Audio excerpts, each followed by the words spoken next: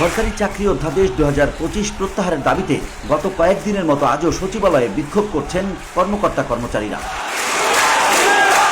সোমবার সকাল 11টার পর তৃতীয় দিনের মতো কাজ বন্ধ করে সচিবালয়ের 6 নম্বর ভবনের সামনে অবস্থান নেন কর্মকর্তা কর্মচারীরা। তারা বাংলাদেশ সচিবালয় কর্মকর্তা কর্মচারী সংযুক্ত পরিষদের ব্যানারে এই আন্দোলন করছেন।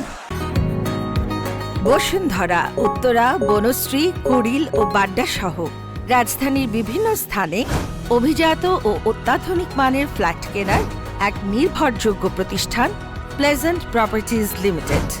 তাই আপনার স্বপ্নের আবাসনের জন্য আজই যোগাযোগ করুন। Pleasant properties limited, where destiny matches eventually. সেখানে এক সমাবেশে নেতারা আজকের মধ্যেই এই আইন বাতিলের দাবি জানান। দাবি মানা না হলে সচিবালয় অচল করে দেওয়ারও হুঁশিয়ারি দেন তারা। পরে মিছিল নিয়ে সচিবালয়ের 1 নম্বর গেটের সামনে প্রধান ফটকে অবস্থান নেন সবাই। এর ফলে 1 নম্বর গেট দিয়ে যান চলাচল বন্ধ হয়ে যায়। মিছিলে অবৈধ কালো আইন বাতিল করার দাবি সম্বলিত ব্যানার ও প্ল্যাকার্ড বহন করার পাশাপাশি স্লোগান দিতেও দেখা গেছে বিক্ষোভকারীদের। এছাড়া চুক্তিভিত্তিক নিয়োগ পাওয়া সচিবদের চুক্তি বাতিলেরও দাবি জানান তারা।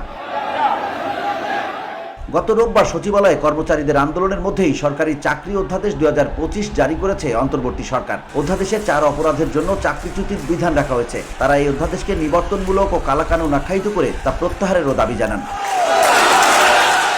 এছাড়া কোনো কর্মচারীকে তার কর্ম থেকে অনুপস্থিত থাকতে বা বিরত থাকতে বা তার কর্তব্য পালন না করার জন্য উস্কানি দেন বা প্ররোচিত করেন এবং যে কোনো সরকারি কর্মচারীকে তার কর্মে উপস্থিত হতে বা কর্তব্য সম্পাদনে বাধাগ্রস্ত করেন, তাহলে তিনি অসদাচরণের দায়ে দণ্ডিত হবেন। VOD Bangla news desk.